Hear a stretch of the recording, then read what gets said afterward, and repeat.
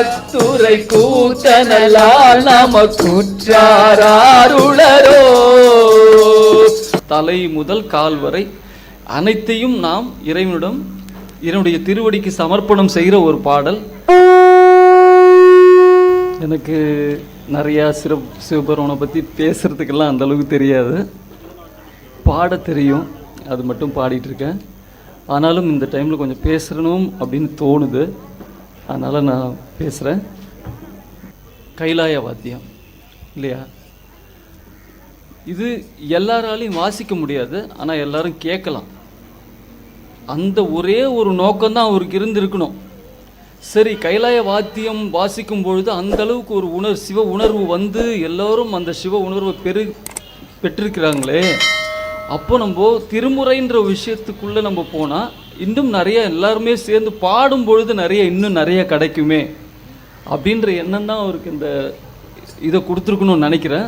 திருமுறை பாடசாலை அமைக்கணுன்றது, அந்த கைலாய உணர்வு நமக்கு கிடைச்சதுக்கு காரணமே திருமுறைன்ற ஒரு விஷயம் இருக்குது.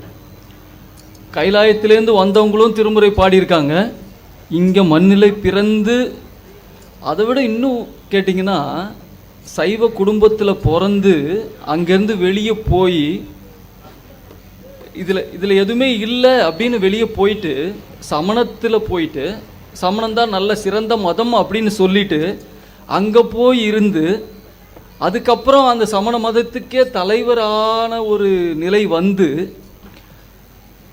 அவர் மறுபடியும் வந்து ஒரு சூளை நோய் வந்து மறுபடியும், அந்த கதை எல்லாருக்கும் தெரியும், அதனால தான் நான் எதுவுமே சொல்லலை, மேக்ஸிமம் அது ஷார்ட்டாக சொல்லிகிட்டு இருக்கேன் டைமிங்காக. அவருக்கு அந்த சூளை நோய் வந்து அது குணப்படுத்த முடியல, அப்படிப்பட்ட மருத்துவம்லாம் நிறைஞ்ச ஒரு மதம் தான் சமண மதம். அதில் மயிலிறகெல்லாம் வச்சு ஏதோ பண்ணுவாங்கன்னு சொல்லியிருக்காங்க. அதை வச்சு குணப்படுத்தினா எல்லாமே குணமாயிடுமா. ஆனால் சாதாரண ஒரு வயிற்று வலி ஒன்றுமே பண்ண முடியல, மறுபடியும் அக்கா ஒரு நிலை வந்துருச்சு அவருக்கு, இதுக்கு மேலே ஒன்றுமே பண்ண முடியாதுன்ற நிலை வரும்பொழுது அக்காவுக்கு ஃபோன்லாம் கிடையாது, அப்போது அக்காவை போய் பார்க்க வந்திருக்காரு. அவங்க திருநீர் வச்சு விட்டுருக்காங்களாம். திருநீர் வச்சு அந்த நமச்சிவாயத்தை சொல்லி கொடுத்த அப்புறம் அப்பயே பாதி குணமாயிட்டு மறுபடியும் வந்து அவர் அதுக்கப்புறம் ஒன்றுமே இல்லையா அவருக்கு. அந்த அந்த அந்த கூற்றாயினவாறு பாடி அதுக்கப்புறம் நிறைய பாட்டு பாடியிருக்காரு. அதுக்கப்புறம் அந்த உடம்பினுடைய ஒரு பாதிப்பே அவருக்கு இல்லாத அளவுக்கு கடைசி வரைக்கும் இருந்திருக்காரு. 72 வயசுக்கு அப்புறம் வந்தவர் அவர். அப்படிப்பட்டவர் சொல்லும்போது தான் நம்மளுக்கு தெரியுது. ஏன்னா இருக்கிறதுலையே எது நல்ல ஒரு இது அப்படின்னு சொல்லிட்டு போயிருக்காங்க. அப்படிப்பட்ட ஒரு எதுவுமே இல்லாத ஒரு செய்ய முடியாத ஒரு விஷயத்தை சைவம் செஞ்சிருக்கு அப்படின்றதால இங்கே வந்து அதை உணர்ந்து அந்த சிவம் எப்படிப்பட்டது, அந்த நமச்சிவாயம்ன்ற இது எப்படிப்பட்டது அப்படின்னு ஒன்றா சொல்லி நமக்கு புரிய வைக்கிறதுக்கு தான் எல்லாத்துக்கும் மேலே அங்கே இருக்குன்னு நினச்சிட்டு போயிட்டு மறுபடியும் இங்கே வந்து அதை சொல்லும் பொழுது அதுக்கு அதான் சொல்லியிருக்காங்க, ஒரு மொழி தெரிஞ்சவன் வந்து தமிழ் மொழி தான் சிறந்த மொழி அப்படின்னு சொல்லிட்டு சொன்னால் அது வந்து அதுக்கு வேல்யூ இருக்காது. ஒரு 10 மொழி தெரிஞ்சவன் வந்து தமிழ் மொழி நான் தெரிஞ்ச மொழி தமிழ் மொழி போல் உயர்ந்தது எதுவும் இல்லை அப்படின்னு சொன்னாங்கன்னா அதுக்கு ஒரு வேல்யூ இருக்குது அப்படின்னு சொல்லிட்டு சொல்லும்பொழுது அதுதான் ஒரு மதிப்பு இல்லையா அதில். அதுபோல் எல்லா இடத்துக்கும் போயிட்டு எதுதான் சிறந்ததுன்னு சொல்லிட்டு பார்க்க போகும்பொழுது இதுக்கு மேலே எதுவுமே இல்லைன்னு சொல்லிட்டு கடைசியில் இங்கே வந்து அந்த சிவத்தை உணர்ந்து அதுக்கான ஒரு வாய்ப்பு கொடுக்கும் பொழுது தான் அதுக்குனுடைய அந்த மதிப்பு நம்மளுக்கு தெரியுது. அப்படிப்பட்ட ஒரு உயர்ந்த மதமான சைவ மதத்தில் சிவபெருமானை நினைத்து அவர் நமக்கு சொல்லி கொடுத்துருக்காரு, நிறைய விஷயங்கள் சொல்லி கொடுத்துருக்காரு. ஏன்னா இப்படி வந்து நம்ம எப்படிலாம் நம்மளுடைய அங்கத்தை நமக்கு இறைவனுக்கு அர்ப்பணிக்கணும் அப்படின்னு சொல்லி தலை, கண், கால், மூக்கு, வாய், செவி, கண் எல்லாத்தையும் இறைவனுக்கு அர்ப்பணிக்கிறதுக்காக ஒரு பதிகம் பண்ணியிருக்காரு. ரொம்ப வருஷமாக ஒன்று ஒன்றா வரும். அப்பப்போ வரும்பொழுது சரி ஓகே இது சிம்பிளாக இருக்கும், இது இந்த பாடினா எளிமையாக எல்லாரும் பாடலாம் அப்படின்ற மாதிரி ஒன்று வர சேர்த்து வச்சுட்டே வந்துக்கிட்டு இருந்தேன். அப்படி வந்த ஒரு பாடலில் அப்பர் சுவாமிகளது தலையே நீ வணங்கா என்ற ஒரு பாடல். அது எல்லாரும் ரொம்ப எளிமையாக பாட ஆரம்பிச்சிட்டாங்க. அந்த பாடல் சிடியில் வந்ததால் அது எல்லாருக்கும் தெரியும். அந்த பாடலே வந்து ஒரு துவக்கமாக நம் முழுமையாக அனைத்தையும் இறைவனுக்கு அர்ப்பணம் செய்கின்ற ஒரு பாடல். தலை முதல் கால் வரை அனைத்தையும் நாம் இறைவனுடைய திருவடிக்கு சமர்ப்பணம் செய்கிற ஒரு பாடல். அப்படிப்பட்ட ஒரு பாடலை நம்ம இன்னைக்கு இந்த சிவனருள் திருமுறை பாடசாலை இப்போ துவங்கிருச்சு இன்னைக்கு. அது இந்த எப்படி ஒரு சிவனருள் கைலாய வாத்தியம் வந்து எல்லாருக்கும், இப்போ கைலாய வாத்தியம்னு சொன்னால் ஐசிஎஃப் விஸ்வநாதன் ஐயா, காசி விஸ்வநாதன் தெரியும், எல்லாருக்கும் தெரியும்.